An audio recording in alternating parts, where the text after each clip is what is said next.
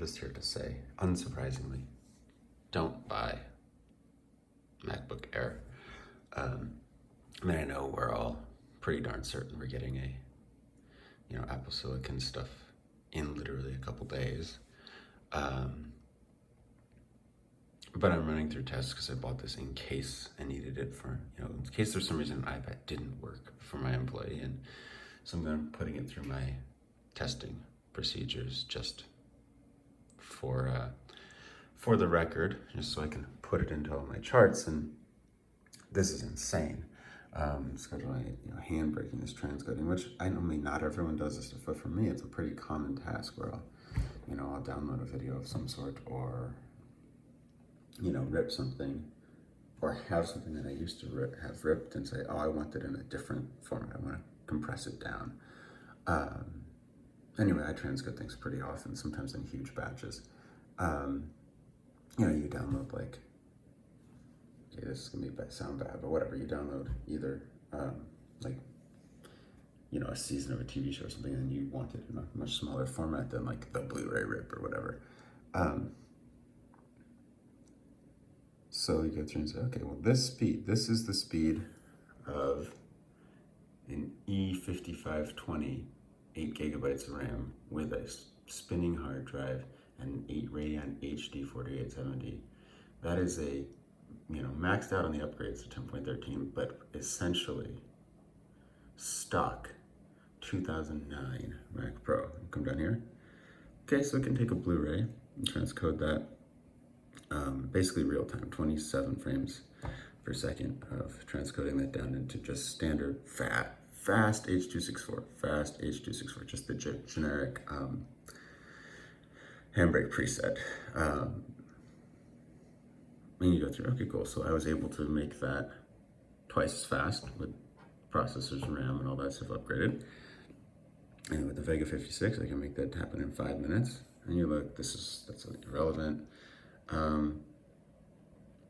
Brand new 2019, the 16-inch MacBook Pro can do it in the same speed as dual X5675s.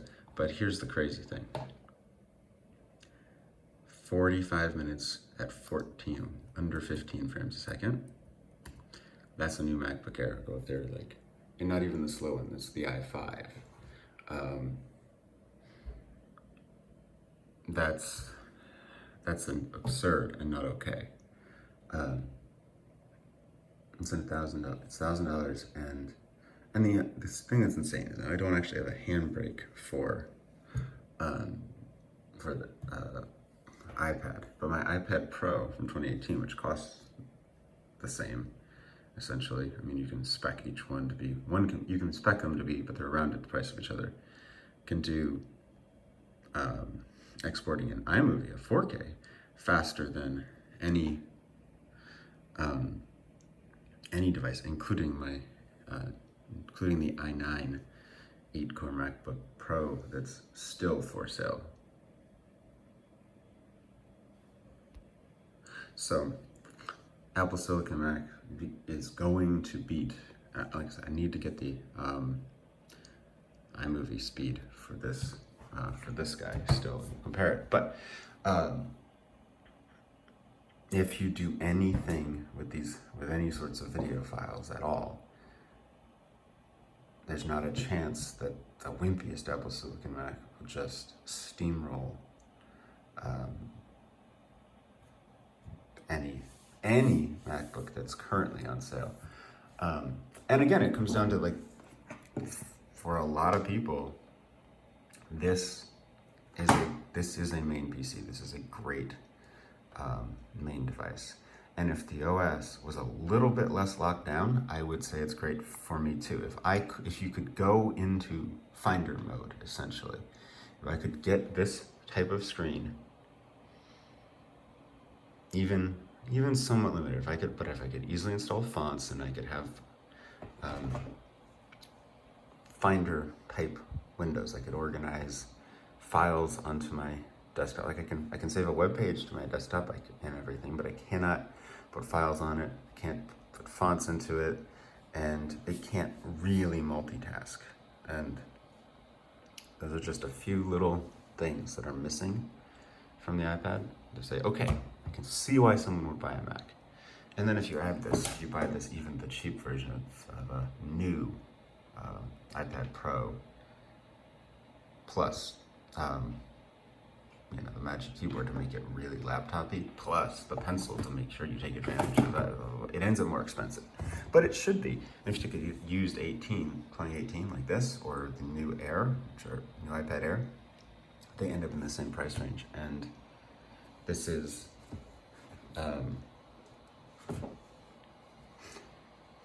a bad buy. You buy this if you're desperate for something new. The only way you get back into this corner is that you want something brand new. You can't even think of refurb or anything. So you're like, it has to be new. And it has to be a traditional computer. And it has to be from Apple. You add those three things in, and none of them are requirements. So you're willing and able to spend $1,000 on a computer. You can get basically any original, Retina. So MacBook for that, MacBook Pro for that. You can get many 13-inch Pros, probably even some USB-C, definitely some of the lower end USB-C 13-inch Pros, so modern looking. You can get an iPad set up. Don't buy this. It's fine at web browsing. Fine. But if that's why you're spending this much money on something, if you're using it for web browsing, you should get a freaking base model iPad and spend $300. Well, you should upgrade the storage on that. You should get the 128, not the 32 gig one, but still, it's under $400 to do it right. I got it walked out with tax, full cost, $600 for the Logitech Folio thing, so the trackpad, keyboard, and base, not even base, the 128 gig iPad. That's good.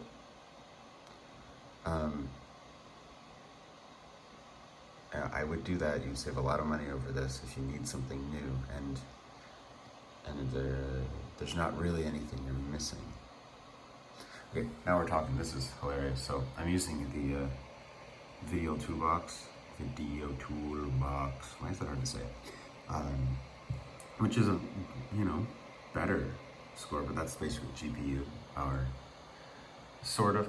It's GPU on something like this or this, but on these 9th and 10th gen Intel chips, it actually ends up being a CPU load. I mean, the GPU doing very little, so there's actually Video Toolbox type codecs, or whatever the codecs needed, whatever the hardware features are better on the CPU part of the Intel processor and 9th and especially 10th gen chips.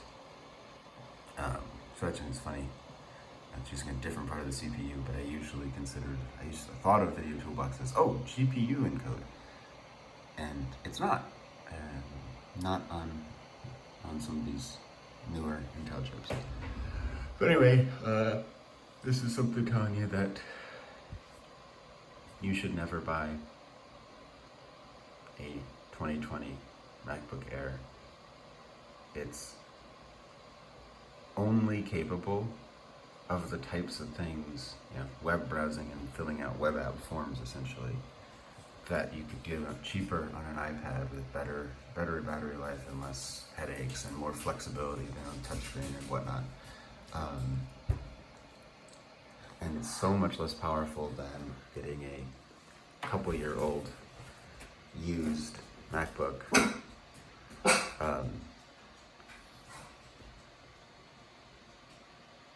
MacBook Pro. Like I said, look at this, my 2015 fully loaded MacBook Pro. Come down here and does that in this kind of task twice as fast, and it keeps up. And I guess I don't have my iMovie export test done, my 4K test done for this machine yet because it's so slow. But The 2015 actually does it at the same speed as the 2019 and is really smooth in the editing. And they're pretty close to the, iPad Air speed, and actually beat out the Vega 56 equipped open core fully. Sorry, we got a puppy. She's helpful. She needs something, so I'm gonna wrap this up. But the other thing, another major reason not to buy this thing. Look at how horrific these disk speed tests are. This is the 2015 over here, and it's limited by. That's limited by the fact that it's actually 2013's SSD that I chunked in there. If I threw an adapter and a modern NVMe drive in there, you can definitely get up into these sorts of ranges, the 1200 to 1500, because I believe even the 2015s are still PCIe 3.0 X2, but that should max out in the double this, which is fine. And then this is the 2019, the current MacBook Pros, and it's pretty decent for PCIe 3.0 X4. Yes, those can push into the 3,000 megabytes a second range, the 3.5, maybe 3.5 gigabytes a second, but that's optimal. And so that my disk speed test gives me 2.6. okay, that's pretty good. Well, this should be the same. I expected the same speeds. This thing, this is the write test. It starts writing at a gigabyte a second, and over a 5 gig write just collapses in on itself. But it's literally, even in its best case, less than half the speed of the thing in the Pro. And I don't have test results for the iPad, but it really can't be slower than this. This is honestly horrific. It writes slower than 7-year-old machines do. And honestly, this is SATA 2, but a SATA 3 is going to give you 400 to 500. It's almost writes at SATA speeds, and that's just completely unacceptable. So again, do not buy. There's a dog out. Do not buy MacBook Air until it's Apple Silicon, and even then, seriously consider whether used or iPad fit your needs better, because there's so many compromises for this form factor to work that it's basically a little netbook. And at the price it costs, this would be great at $500 or something. So yeah, it's a cheap netbook. It's a little bit more expensive than the base iPad, but it's double that, and it's compromised, and you'll leave yourself wanting something new so quickly that you'll end up spending money faster and more often, or be frustrated and pissed at your computer for years. So either find a way to spend more, buy used, or figure out if an iPad works for you, but do not buy MacBook Air.